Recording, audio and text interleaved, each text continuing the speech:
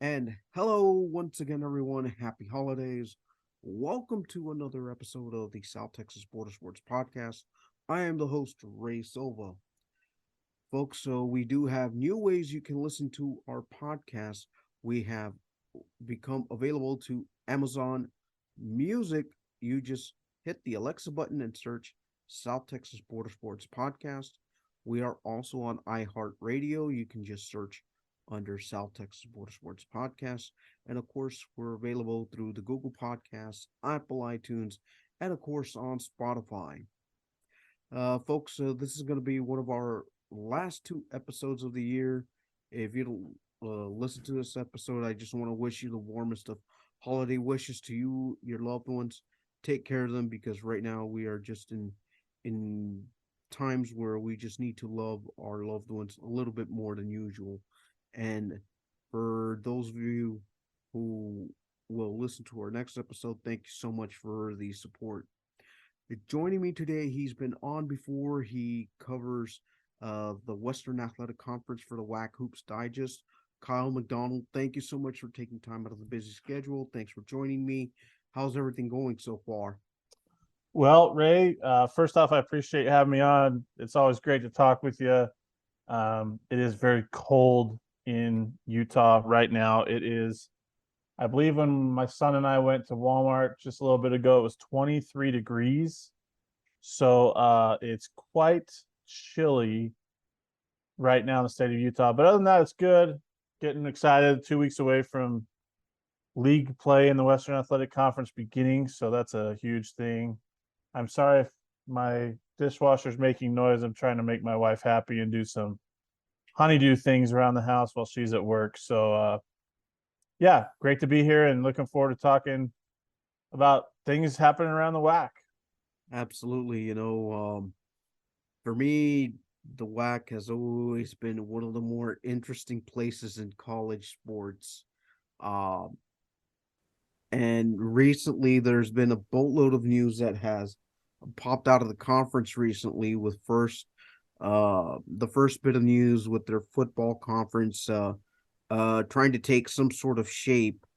And there was a couple of articles that came out, and the one that I really want to pay attention to is like first they've got to become an FCS conference. Um, how long do you kind of expect for the WAC football conference to become an FCS conference before making that gradual jump to the FBS? Well, so I think if I'm playing this right, because I'm not as in tune with the football side of things, technically the WAC is an FCS conference, so is the ASUN. They've just been in a partnership to keep their automatic qualifying bid to the FCS playoffs. So that's what they've been in partnership right now. And that comes because Sam Houston decided to make the jump to FBS, which they'll make to Conference USA at the end of this fiscal year. But they were ineligible to play at the FCS level last year, or at least make the playoffs. Mexico State obviously is FBS already. So the report is that the WAC and ASUN football schools are just going to form a football only league to start next year. A lot of that is to stabilize scheduling. A lot of that is to keep that automatic bid to the FCS playoffs with the goal to make the jump to the FBS level. With that being said, so I think it'll start immediately. It'll start this year, that there'll be an FCS conference if it's approved. That's the biggest thing, if it's approved. The report said there's confidence it's going to be, and then there's confidence that the FBS or the NCAA is going to allow them to become an FBS conference, even though there's a moratorium on allowing football only conferences to join the FBS ranks. So there's some hurdles to get to the FBS level. I don't know that it'll happen in the next 2 or 3 years. It may take a couple years for them to get there because, like you probably know, Ray, most of the schools that are trying to make this jump to FBS or that are in this conversation for this football only league between the WAC and ASUN, they're not ready facilities wise, fan base wise, resource wise, they're not ready to make that jump to FBS. And I'll be quite frank with you. I've said this quite a bit. Sam Houston's not ready either. I know they're jumping because it was an opportunity they couldn't pass up, and it was an opportunity. Obviously they're going for money. That's what people make the jump to FBS for. So that's where we're at. I don't think it's going to happen that they're going to be FBS in the next, like I said, 2, 3, 4 years. They're going to stay in FCS conference. Excuse my son. They already are kind of an FCS conference. They just are merging this to possibly make the jump to FBS in the next couple of years. Okay, now with UTRGV coming into the fray here, recently announcing their head coach and Travis Bush, now they get to have a seat in the table. They get to be a part of all conversations, and everything points to them just trying to get their first few years in the FCS type of environment play before ever thinking about making a monumental jump as far as facilities are concerned and whatnot. I think the key here for UTRGV is to kind of keep that stability into the FCS notion that will keep them into playing grounds where they're at this moment. One of the things that I really caught on with the press conference that they had introducing Travis Bush to the public was that they first want to become one of the better FCS teams, or not one of the better FCS teams, but to just have that solid footing before even making a jump. Now, who knows how long that could take?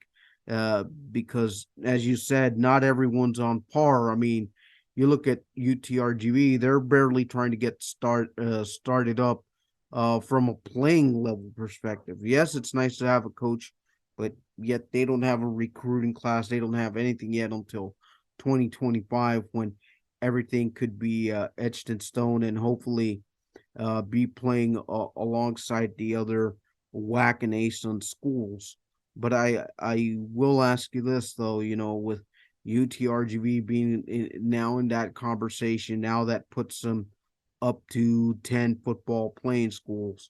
Is it going to be a 4-5, 5-4 format for the conference games, meaning a total of 9 conference games between them, or they only get 8 conference games and however many non-conference games that you see?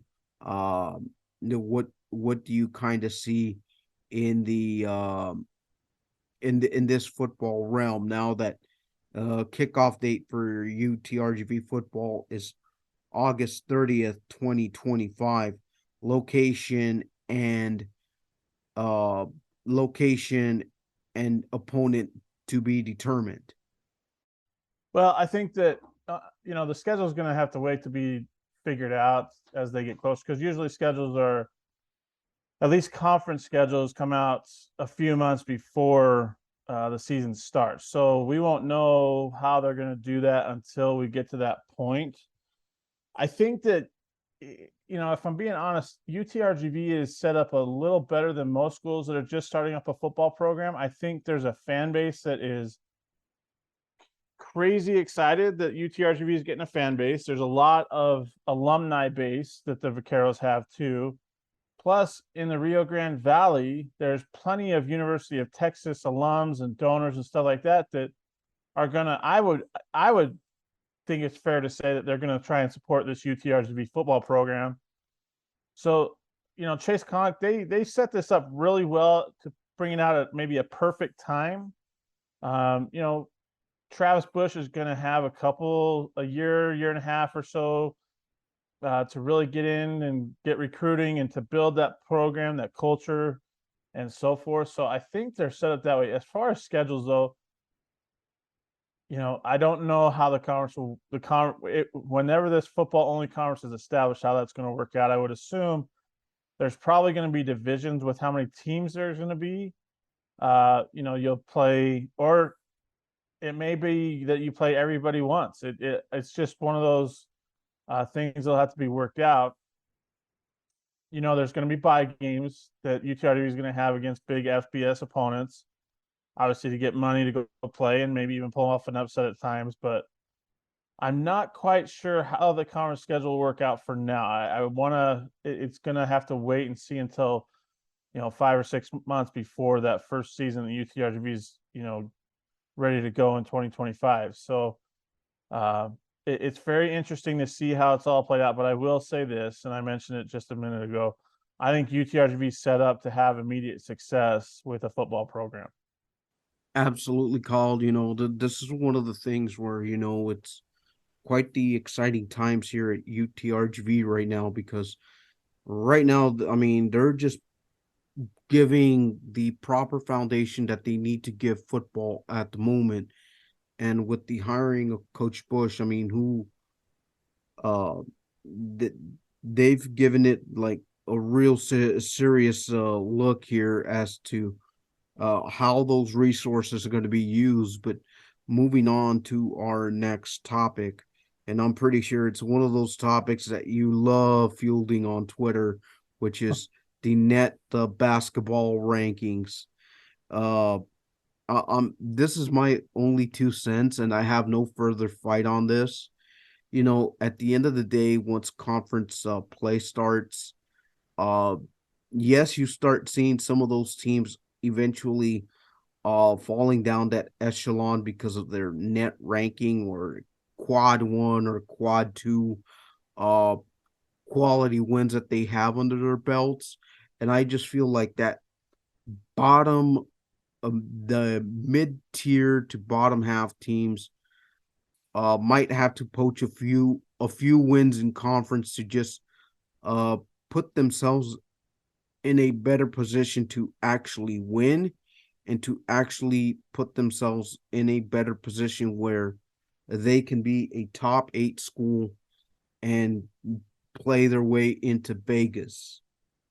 So the big thing for the schools that are lower in the net right now is to win some games in conference, because you don't want to be that 13th team who gets left out of the WAC tournament, right? Because only 12 make it this year. So, the UT Arlingtons, we'll say UTRGV right now, because that's kind of where they're at in the resume seeding system, got to win games in conference. And there's some big opportunities to make a big jump considering where some of the teams are in the league right now, right? So you got Sam Houston, who is in the top 30 of the net. We saw Seattle take a massive tumble after their loss to Oregon State last night. So, I mean, we're still in a good spot. It's just you don't want to be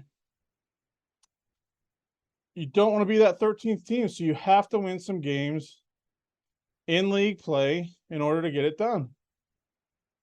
I mean, it's just amazing how do I want to say this? It's amazing how much the net affects all that, right? And the thing is, you're not going to have chances. Non-conference play is basically over after this next week. I know UTRGV has one more non-conference game left against Chicago State, middle of WAC play, but there's not a lot of chances to get those huge wins now, except in conference play. So you have to win ball games in league play. Like we said, we got that was yesterday's.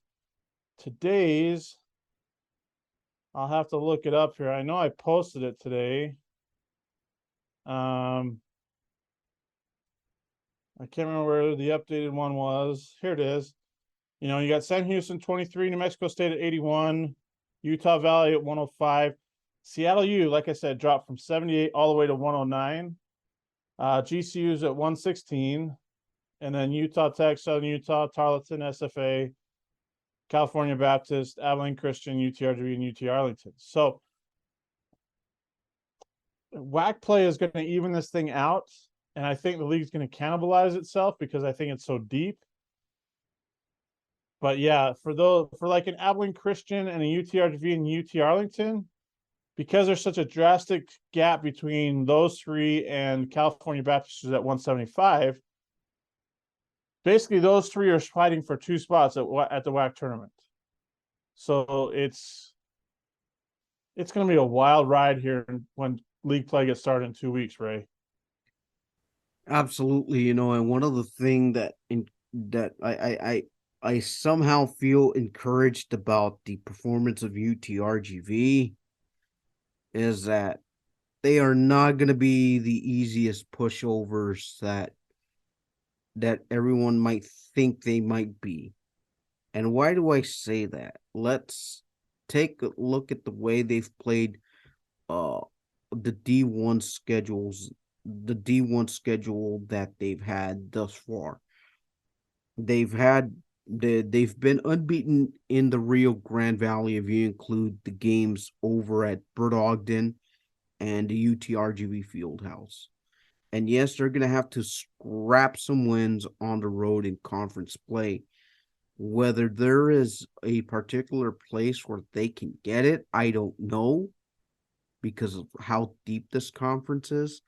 But I just feel like this conference, uh, the road trip to UTRGV is not going to be one of those easy gimmies.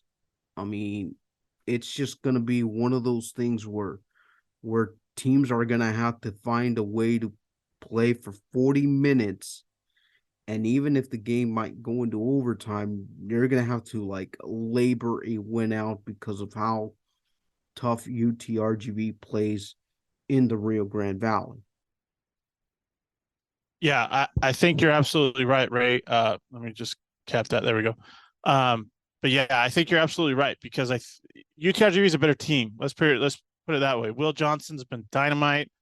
Justin Johnson is an all-WAC performer who's having another all-WAC season. Aaron Freeman's been really good. Now they got some rim protection too with Demon Zador. So I mean, this UTRGV team is not the same team that they were last year, and they should get 8 wins, I believe. As I look at their schedule here, let me just pull it up here real quick. But I believe they should get number 8. Yeah, win number 8 on Saturday when they host, or Sunday, excuse me, when they host Houston Christian on South Padre Island. They already beat Houston Christian 95-82 in Houston. So now you come back closer to home, beautiful facility at the South Padre Island Convention Center. And it's a good way to end the non-conference slate with 8 wins. They had 8 wins all of last season. So that should tell you right now that the Vaqueros are better than what they were in 2021-22. And a lot of that is they have size, but they also have a point guard in Will Johnston who can run the offense, who can score. And his backup, Adante Holloman, the freshman, can score as well. So Matt Figure's got some depth on his squad. He's got guys that can score the basketball. He's got size.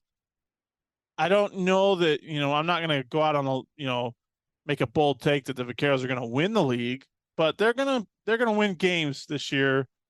They're going to do a lot better, I feel like, than 3-15 like they did last year, simply because they have depth and they have size. So, like you said, they're 6-0 in the Rio Grande Valley, whether it's at Bert Ogden or at UTRGV Fieldhouse. They beat Western Carolina. They beat Texas A&M Corpus Christi, Northern Arizona. And they're going to have a chance to beat Houston Christian there too. So they have 4 losses, and 2 of those losses were to Power 5 schools, Kansas State, and then at Texas on November 21st, on November 26th. And then you have the loss to Western Illinois, and they split the series with Texas A&M Corpus Christi. But I told Jonah Goldberg this when I spoke with Matt Fieger for our team preview back in October.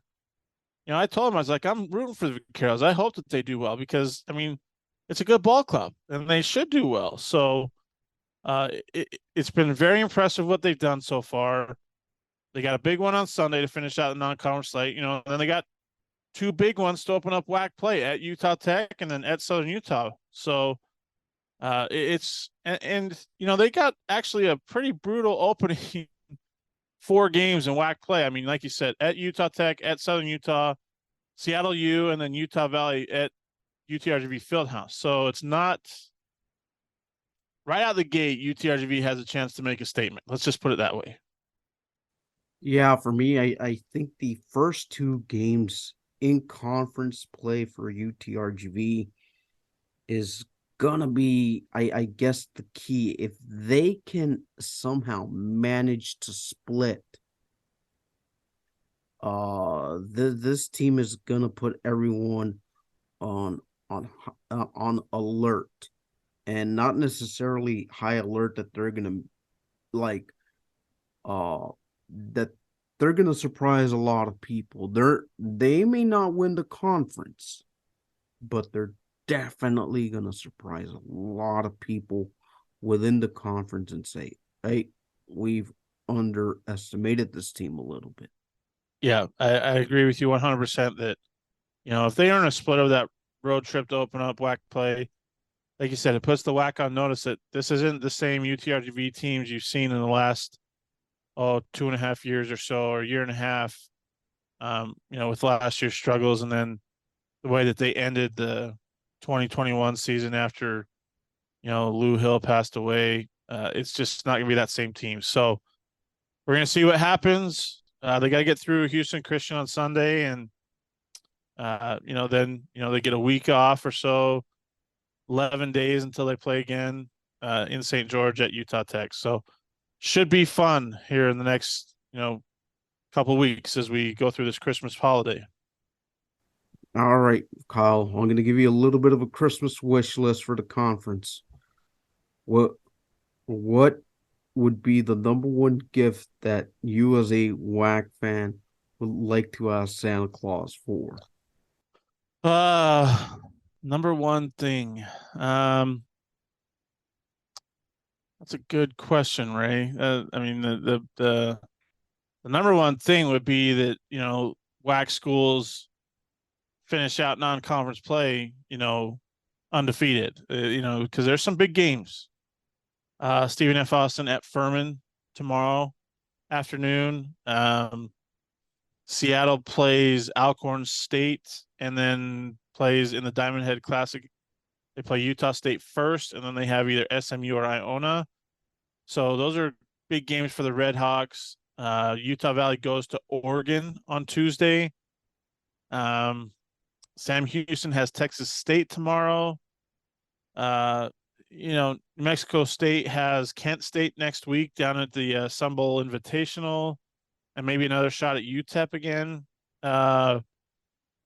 I mean, it's just one of those things. There's a lot of games that WAC teams are going to be favored in, so they need to win those games.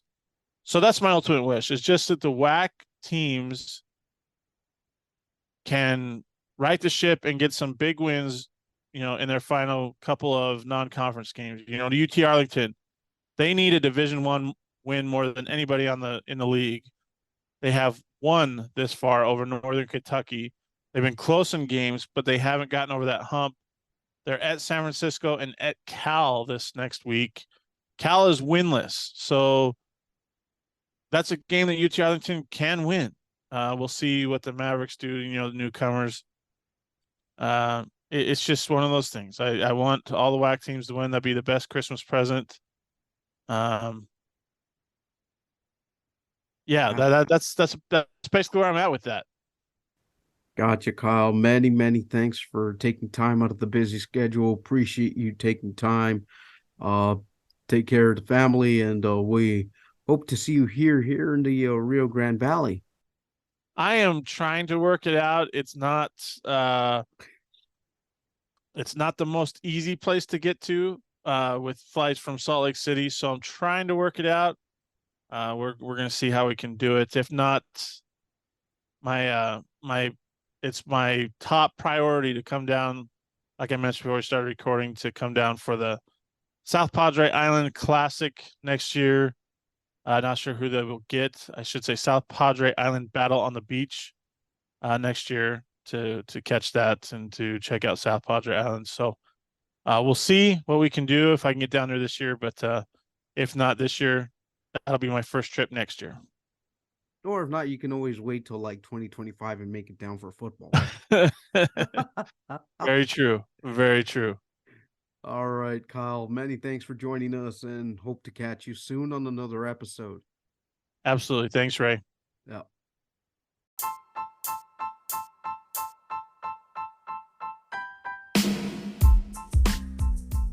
Hello, sports fans. Thanks for listening to another episode of the South Texas Border Sports Podcast. This is your host, Ray Silva.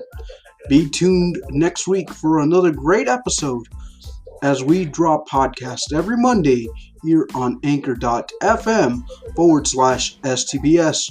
Don't forget, our podcast can also be found via Google Podcast, Apple iTunes, and Spotify. Thanks for listening.